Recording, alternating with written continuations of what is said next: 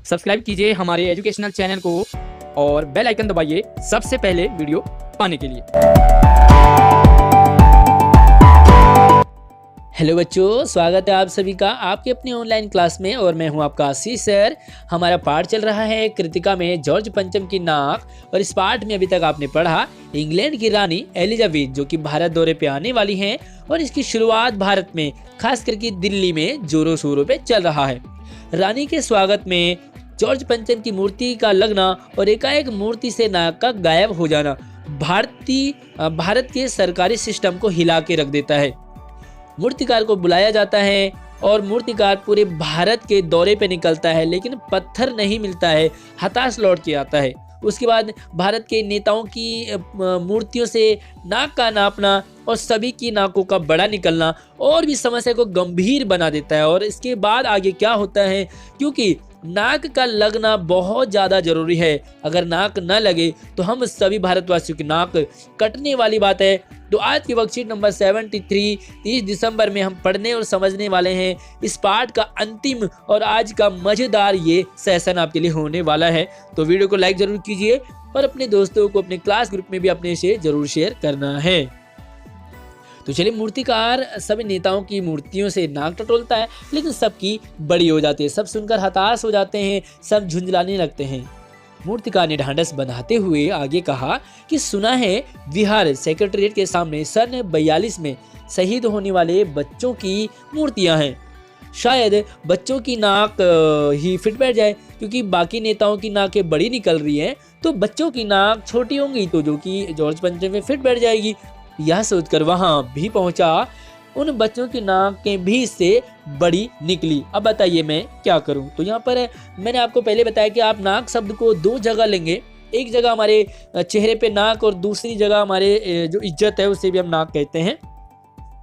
तो यहाँ पर बच्चों की जो नाकें है वो भी बड़ी निकलने का मतलब है कि जॉर्ज पंचम की इज्जत से ज़्यादा हमारे भारत के बच्चों की इज्जत है। और है, होगी क्यों नहीं, क्योंकि आपकी भी इज्जत बहुत ज़्यादा बड़ी है, मेरी भी इज्जत बड़ी है, तो हम सबकी इज्जत कई मायने में बड़ी है। और इसमें हमारी नाकों में जॉर्ज पंचम जो है वो शहीद हो जाए हमारी नाकों में, है ना, तो बड़ी निकली बात। राजधानी में सब तैयारियां थी। जॉर्ज पंचम की लाट को मल मल कर नहलाया जा रहा था, रोगन लगाया जा रहा था। रोगन यानी कि जिससे चमकाया जाता शरीर को। सब कुछ हो चुका था, सिर्फ नाक नहीं थी। राजधानी में सब कुछ था लेकिन नाक नहीं थी। बात फिर बड़े हुकामों तक पहुंची, बड़ी खलबली मची। अगर जॉर्ज पंचम की नाक न लगे तो रानी का स्वागत करने का मतलब ही क्या है। यह तो सबकी नाक कटाने वाली बात हो गई है। ऐसे लगता है कि जैसे रानी नहीं, ये साक्षात देवी उतरने वाली है और इनके स्वागत के लिए नाक का होना बहुत ही ज्यादा जरूरी है। लेकिन मूर्तिकार पैसे से लाचार था, और लाचार होगा भी क्यों नहीं, जब मौका मिलता है ना तो हर कोई चौका मार देता है। यहाँ पर मूर्तिकार भी बार बार पैसे ऐंठने लगा है, यानी हार मानने वाला कलाकार नहीं था। हैरत अंगेज ख्याल आया उसके दिमाग में कौंधा और उसने पहली शर्त दोहराई। शर्त थी कि कमरे के सब कुछ बंद कर दिए जाए, दरवाजे खिड़कियां सब बंद कर दिए जाए, ये खबर बाहर नहीं निकलनी चाहिए। मूर्तिकार ने एक योजना पेश की। क्या? क्योंकि नाक लगना एकदम जरूरी है, इसलिए मेरी राय है कि 40 करोड़ से कोई एक जिंदा नाक काट कर लगा दी जाए। यानी कि 40 करोड़ की हमारे भारत वर्ष की आबादी, और इसमें से किसी जिंदा नाक का लगना बहुत ही शर्म वाली बात है। लेकिन बात के साथ ही सन्नाटा छा गया। कुछ मिनटों की खामोशी के बाद सभापति ने एक की तरफ दूसरी तरफ देखा। सबको परेशान देखकर मूर्तिकार ने बोला, बस आप पैसे खिसखिसाते रहिए, पैसे सरकाते रहिए। और वो भी थोड़ा सा हिचकिचाया, उसे भी लगा कहीं मैंने कुछ गलत तो नहीं बोल दिया, और धीरे से बोला, आप लोग क्यों घबराते हैं, यह काम सब मेरे ऊपर छोड़ दीजिए, बस आप पैसे बढ़ाते रहिए, नाक चुनना मेरा काम है, आपकी बस इजाजत चाहिए। कानाफूसी हुई और मूर्तिकार को इजाजत दे दी गई। भारत के 40 करोड़ लोगों की नाकों को टटोलना, और वो भी जॉर्ज पंचम की एक मूर्ति पे लगाना, बहुत बड़ी शर्म की बात है। इसके लिए भी इजाजत मिल गई। अखबारों में सिर्फ इतना छपा कि नाक का मसला हल हो गया। राजपथ पर इंडिया गेट के पास वाली जॉर्ज पंचम की लाट के लिए नाक लग रही है। अखबारों ने भी कुछ खास बात छापी नहीं, क्योंकि बात ही कुछ ऐसी थी, शर्म वाली बात थी और हम सब के लिए नाक कटाने वाली बात थी कि एक मूर्ति के लिए जिंदा नाक लगाई जाए, और वो भी मूर्ति विदेशी, यानी कि ऐसे इंसान की थी जो कि भारत के दौरे पे कुछ दिनों के लिए ही आने वाले हैं। खैर, नाक लगने से पहले फिर से पहरेदार हथियारबंद तैनात कर दिए गए, क्योंकि इससे पहले भी नाक गायब हो चुकी थी, इसलिए सिक्योरिटी को बढ़ा दिया।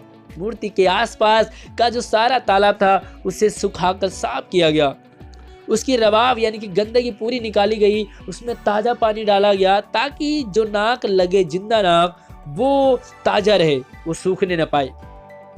इस बात की खबर जनता को नहीं थी, सब तैयारियां भीतर ही भीतर चल रही थी, और कुछ छुपे काम होते हैं ना, कुछ गंदे काम होते हैं, वो सब अंदर ही अंदर चल रहे होते हैं। रानी के आने का दिन नजदीक आता जा रहा था। मूर्तिकार खुद अपने बताए गए हल से परेशान था। जिंदा नाक कहाँ से लाई जाए?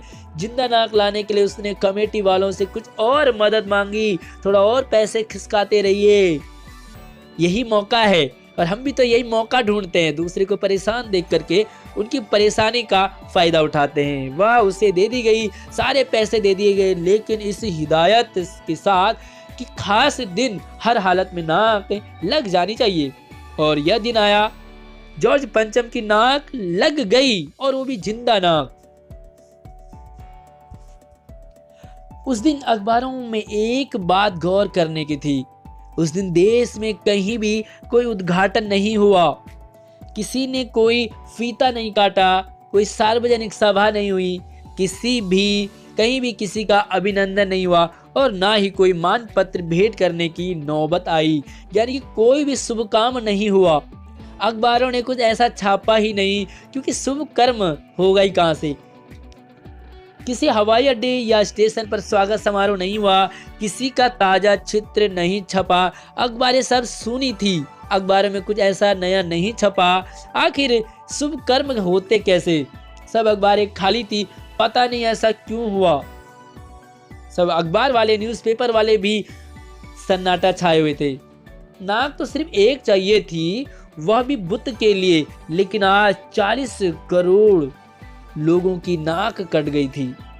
एक की नहीं, उसमें न्यूज़पेपर वाले स्वयं भी शामिल थे, और न्यूज़पेपर वालों की भी नाक आज कट गई थी। आज आपकी नाक कटी थी, आज हमारी नाक कटी थी, आज सबकी नाक कटी थी। एक मूर्ति के लिए, निर्जीव मूर्ति के लिए 40 करोड़ भारतवासियों की नाक काट दी गई।